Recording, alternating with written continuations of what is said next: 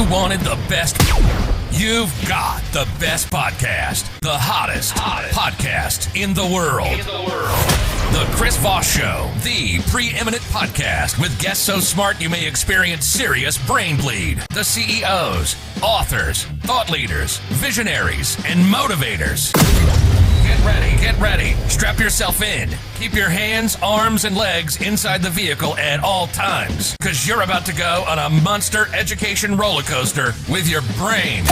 Now, here's your host, Chris Voss. Chris Voss here from thechrisvossshow.com.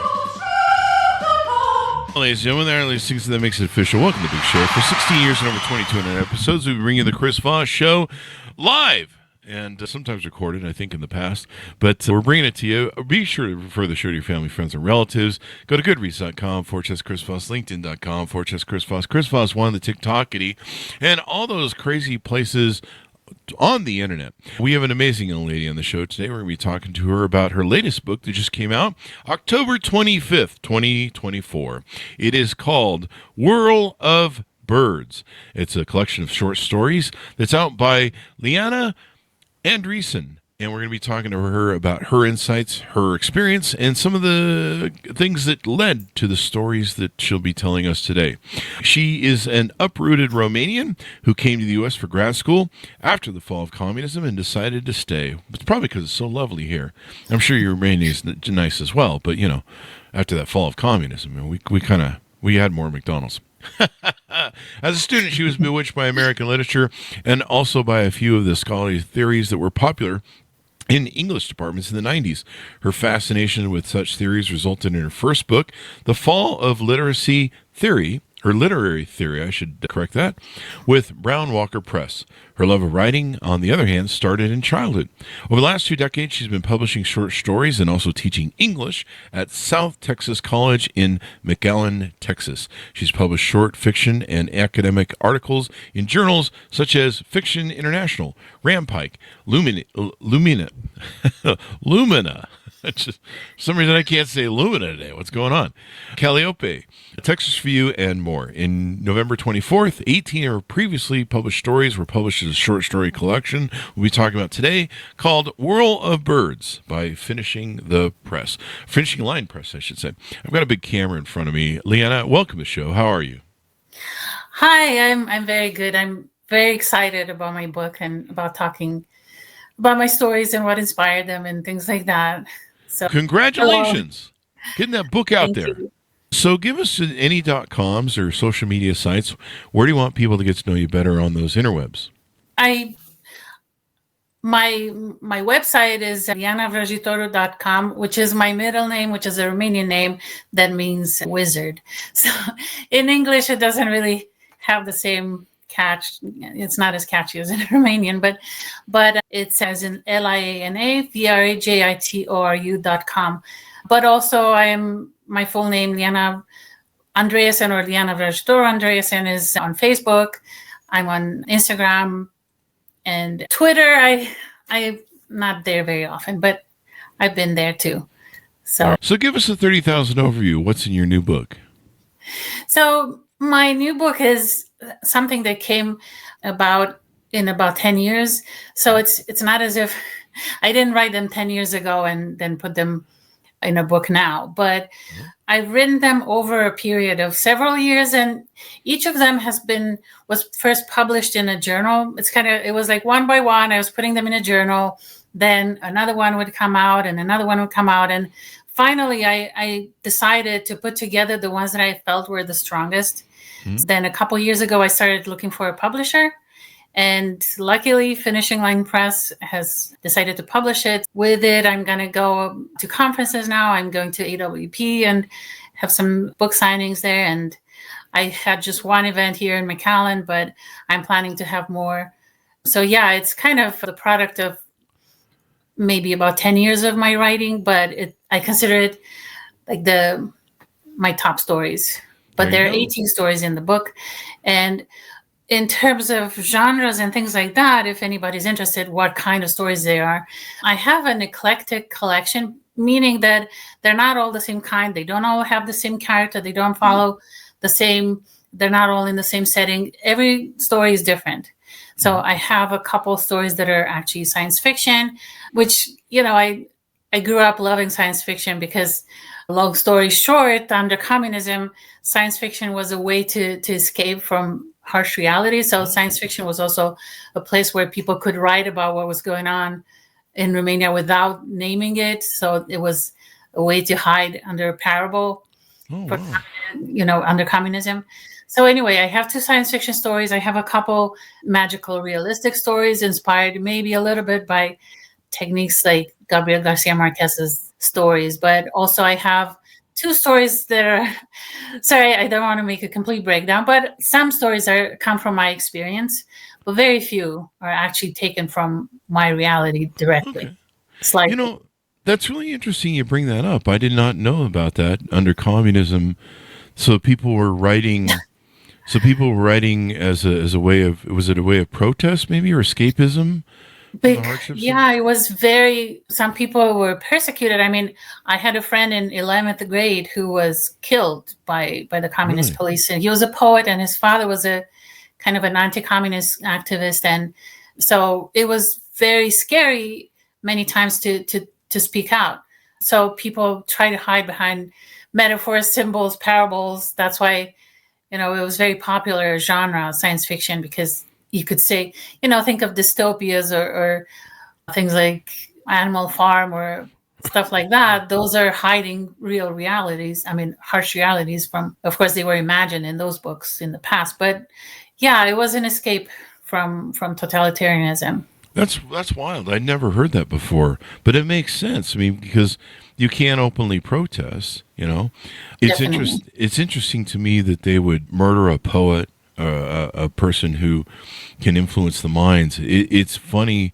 I don't think funny maybe is the right word there, but it's interesting how someone who can move the mind and influence opinion is more dangerous than maybe the ideas themselves or what they're fighting against. I think that's kind of curious in human nature. They were targeting mostly people of ideas because they were the biggest. So my friend his whole family was persecuted. His father was a poet, and they were just considered, the enemy, the inside enemy, or the class enemy, they were calling them. So yeah,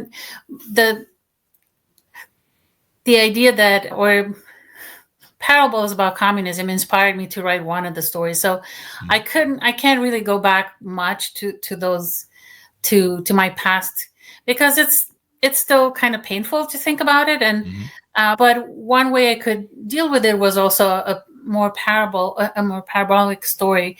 One of my stories it's called Puppet Show, and it's the only one that addresses communism. So my way of talking a little bit about that past was by creating a little parable of a puppeteer who has, he controls the main actress in the show, and then he hires actors to play along with her and with puppets. But sooner or later, the actors who play along with the main actress die. First, they die on stage, and then they die in reality. And all 3 characters who die in the story, no, actually only 2 die, sorry. And I shouldn't say much more as a spoiler, but anyway, yes, a couple of them have been inspired by people who have died during communism, and one of them is this friend that is a little bit behind that story too. Yeah. So yeah, it's a kind of a sad, more symbolic story, but also it ends with the fall of communism, or not obviously, but yeah, it ends with the end of that puppet show, and everybody goes their own way, and some people, make something of their life after the pieces are put back together. That's one of the stories. What an interesting thing. I've often wondered or considered, what it's like for people in repressive, I grew up with the wall, being there for the Berlin Wall. I grew up watching people that would die trying to scale it to get to freedom. I cowered under my desk from the nuclear bombs that USSR would drop on us, potentially. And I've often wondered what people in repressive regime governments like that do. The people of North Korea, what do they do to keep their mind kind of free? There's an old adage that that you can put me in prison, but you can't. My mind can become a prison unto itself, but you can put me in prison, but my mind can be free. And as long as my mind can be free and remember stuff and think maybe of being out in the sunlight, of being running through fields, you can never really contain me, as it were. There's a few axioms about that. And so that's kind of interesting. I've never heard that about that experience. In Hamlet, I teach Hamlet all the time. So one line that I like that Hamlet says to his friends, anyway, the friends who betray him, but he says, I can be put in a nutshell and be the master of the whole universe. So it doesn't matter how confined you are, your mind still can be free. And yes, in Romania, and that's what I imagine in North Korea is happening right now. People try to find connections outside. They tried, probably they circulate books that are illegal from the West, probably, from South Korea. I imagine that they were precious items in Romania. The books that were forbidden were the ones that everybody wanted to read. So they probably look for art, not just necessarily literature, but anything that gives them a little door or a window to look outside so they can imagine themselves free when they're not. Yeah. That's what we did. So arts and literature are ways to stay alive and to survive. And that's why it became important to me to write, because it was a way to express myself without, and maybe that's why I don't like to be too personal, to write about myself per se as a character, because I learned to hide behind characters, metaphors, symbols, things like that. And only 2 of my stories are directly taken from something that happened to me. It's one story, should I say, I don't want to spoil too much, but one story has to do with a student of mine as I was teaching here in McAllen, who sadly, it's one of the saddest stories, because the student killed himself the summer that I taught a summer course that he took, and he was just right out of high school. He was starting college, and he took an early summer course. And then I talked to his father, who wanted to see his papers in my class. And so talking to him, I realized that he had early onset of some kind of mental issue. He was hearing voices, and his family thought it was the devil talking to him. They took him to an exorcism, but not to a doctor. So that's just kind of the premise of the story. It's called Exorcism. And it's just that painful encounter with the father, realizing that maybe the son, my student, could have been saved. And he was such a brilliant kid. And in class, he was always kind of happy and talking. And it was, of course, a shock. But, that's what mental illness does. It can strike those you don't expect. You don't know who can be affected. So, yeah. And it's really interesting. All the more important just to get help if you're in those sort of situations, rather than turning to something that isn't helpful. Tell us a little bit about how you grew up. We've kind of gotten the feel for it in Romania. When did you start kind of dabbling in writing, and when did you kind of feel like you had a thing for writing?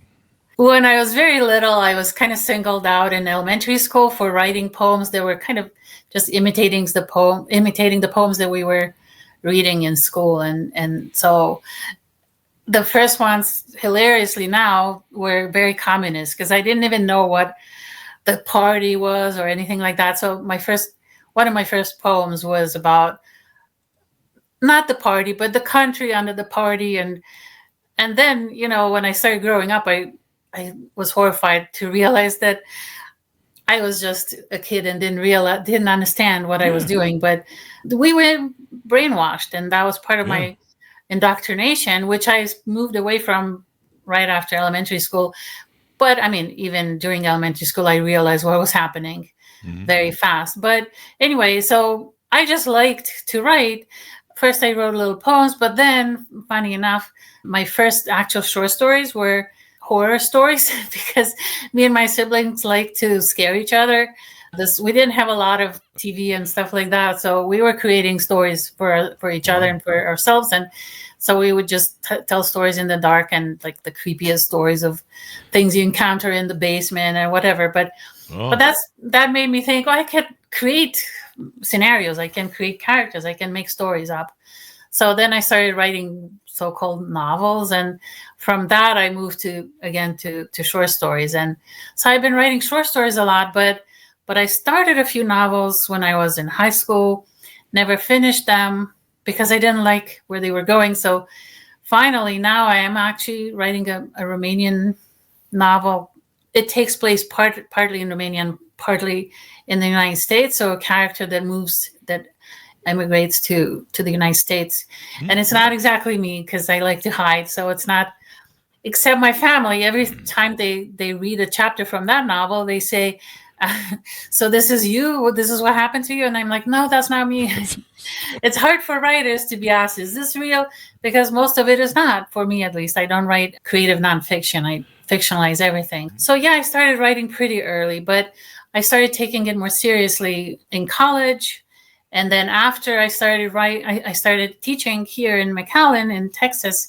I came back to writing again and started publishing short stories. And also at the same time, I was working on a middle grade fantasy book, which I still hoping to write more. I mean, the first book is finished, but I'm trying to find a publisher for it.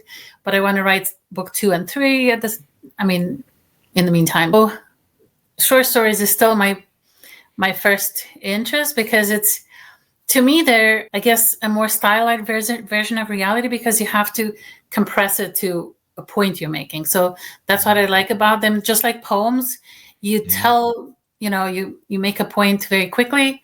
Novels tend to meander, right? You have to first expand and then come back together. But with a short story, you just go directly to what you want to say. Of course, you have to have conflict. You have to have interesting characters. You have to have some development, of course.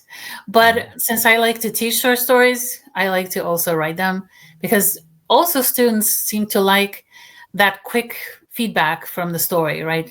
You don't have to wait to see what happens after 10 more chapters. You basically find out very soon, very quickly. You can get right down to it. I think, I mean, short stories are fun. Like you say, there's kind of an economy of words and size that you're dealing with, right? Where you've got to really, utilize that economy to narrow it down to where it can be concise, but also effective and also can tell a story as opposed to. And it makes you think, okay, I need to know for myself what I'm trying to say with it. So that's what I like also, that it confronts me with the topic much more directly. I can be like, I'll figure it out. I'll just write 10 more chapters and then figure out what I'm trying to say. With the short stories, I think first of what is it that I'm trying to address? For example, in reality, something like for a while I was very upset about, for example, child molestation in the Catholic Church. I don't know if just because it seemed like it was a topic that was always swept under the rug. So one story came just from that kind of preoccupation, like why are children so vulnerable to such events? And so one story came from that.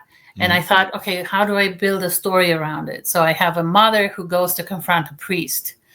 And you don't really find out exactly if it's true or not, it becomes clear in a way. But the dialogue was what interested me, like kind of the power dynamic between the mother and the priest in that story. And to see how one tries to overpower the other. She is the mother of the child. Like he is still, I am trying to direct him in the right direction. And the priest is, but I am a person whose word counts. So this is kind of the dynamic, mother versus mentor, that you don't know if he is evil or not. But that. The great thing about short stories is how they tell like parables and stuff, that the story is kind of much greater than the story in and of itself, right? And the lesson it's trying to teach and maybe the story or message it's trying to convey. Would you say that's an accurate portrayal of that? I mean, it's true that every story contains some kind of parable or lesson.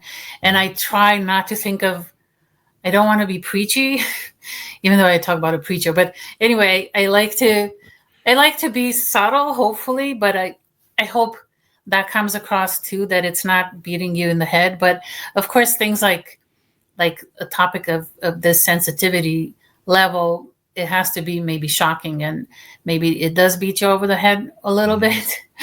But I try to write it in a way that is not so blatant, so that's more in the dialogue, kind of like Hemingway, who was focusing more in dialogue than on what happens. So to him, the tensions between the characters gave kind of the meaning to the story, rather than, okay, this happens because of this, and this is the lesson. So other stories, I mean, this is one story about an issue that preoccupied me, but other stories, a couple of stories are written based on really terrible things I saw in the news. Not terrible, but to me, they were puzzling. How could such a thing happen? So I wrote 2 stories based on just a little piece of news I saw. And this is something that actually William Faulkner did, who's one of my influences. Is Faulkner is my favorite author in American literature, and probably ever my favorite author. So he wrote a story called A Rose for Emily.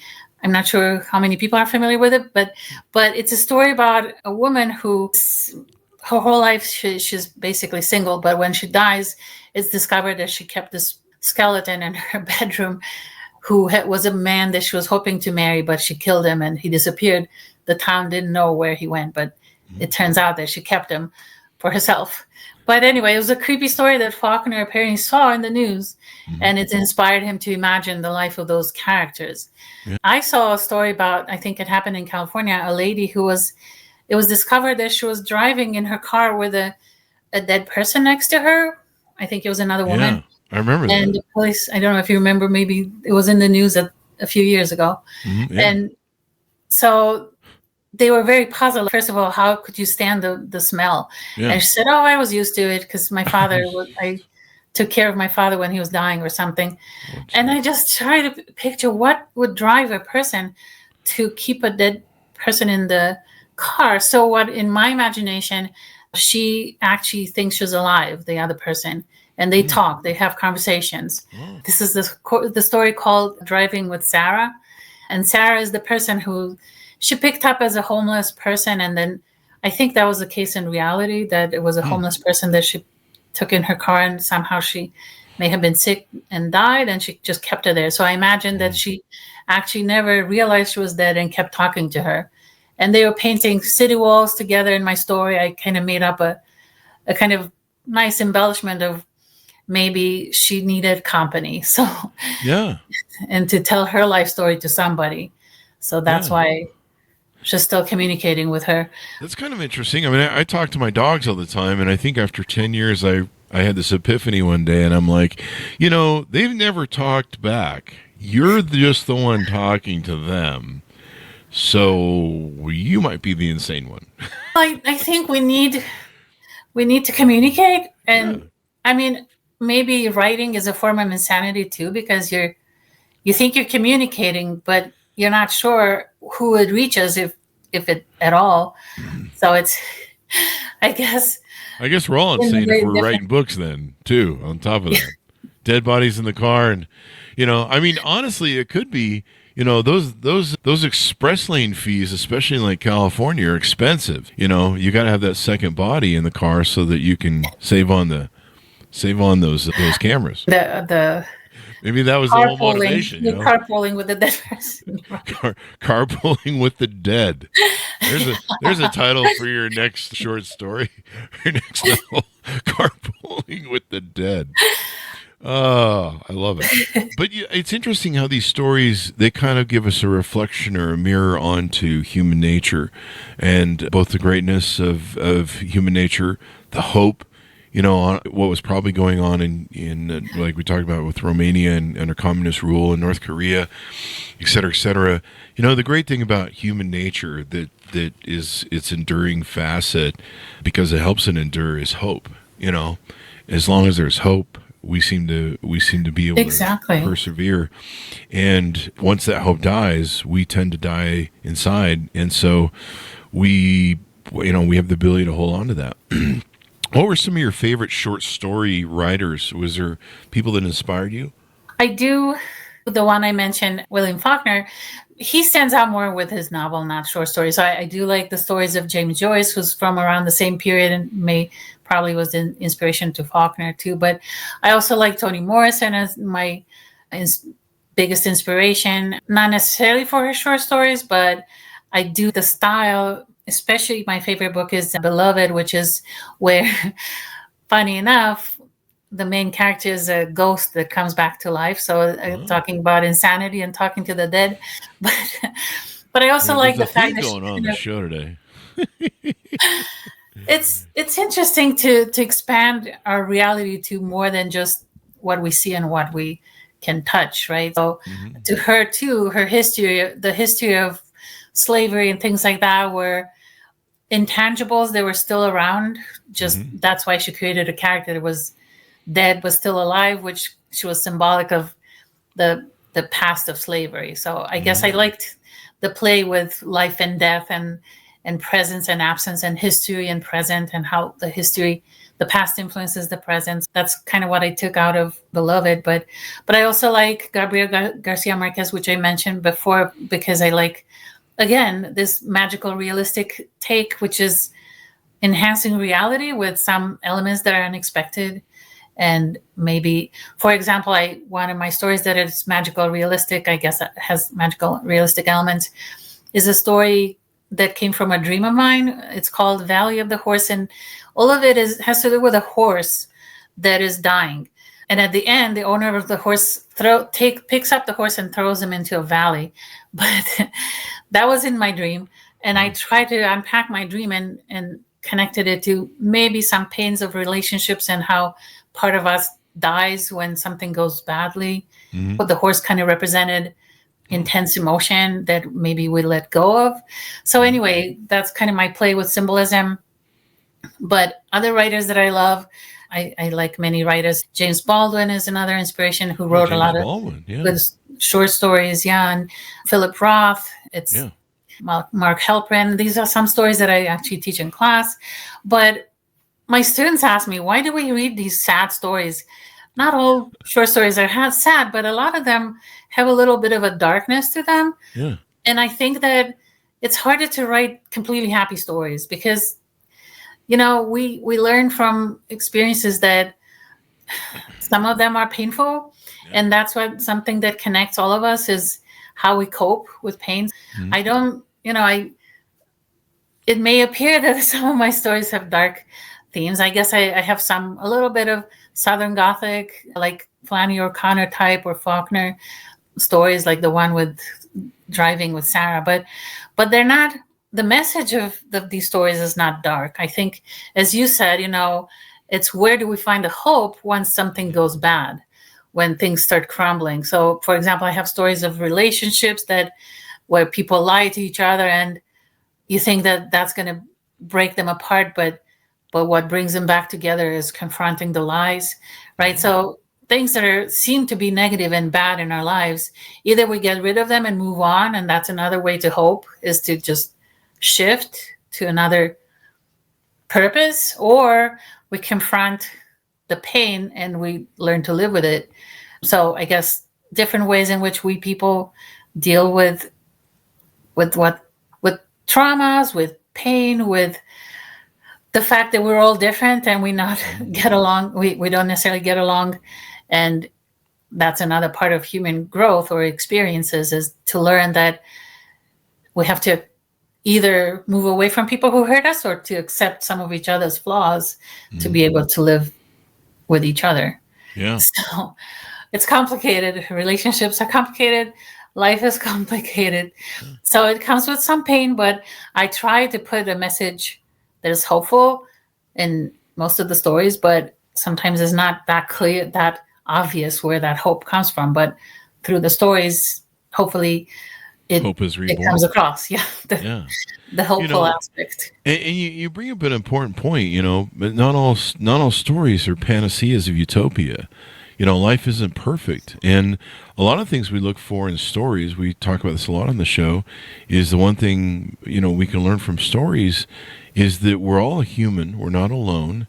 And usually those are the stories that help us get through cathartic moments. If someone's having a challenge of childhood trauma and someone tells their story of how they had childhood trauma that was similar and how they overcame it and how they triumphed over adversity.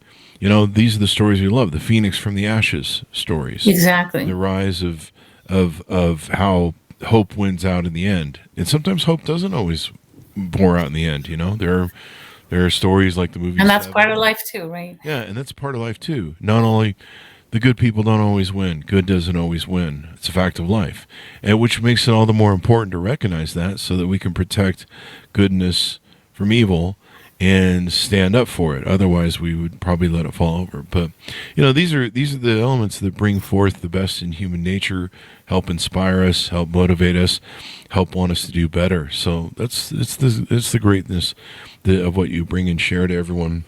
As we go out, give people a final pitch to pick up the book and any .coms where they can find out more about you on the interwebs. Yeah, I'd love for anybody to visit my webpage.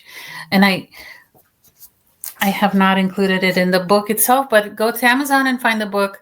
And I would suggest right now my name is messed up on Amazon. Okay. So I'm going to take care of it. It's just the middle name that is messed up. So if you just put Liana Andreasen or put the title Whirl of Birds, and people ask me why it's called Whirl of Birds, but that's one single image that inspired a story that I made the center of the book, which is about the passing of time. So somehow being in Texas introduced me to new species of birds and their habits, and it shocked me one day to see a big whirl of I think they were buzzards, but there were like 50 of them or something, and they were all kind of going in a little tornado of birds. And that image kind of stuck with me for a while until I decided, okay, this has to be the center of a story, and then it became the center of the book. So yeah, Whirl of Birds is the title. So I do have this website that I encourage people to look up. That is Vrăjitoru.com or www.lianavrăjitoru.com. And find me on Facebook. I'm there too. So yeah, I am on social media a lot. Thank you very much for coming on. We really appreciate Liana. And what a beautiful I am excited that you had me on, and thank you for listening. And I hope somebody picks up the book and loves some of the stories or all of them. Order the book wherever fine books are sold, folks. It's called Whirl of Birds, October 25th, 2024. It came out. Watch for future books coming out from Liana as we go along. Thanks for tuning in. Be good to each other. Stay safe. We'll see you guys next time. And that should have us out.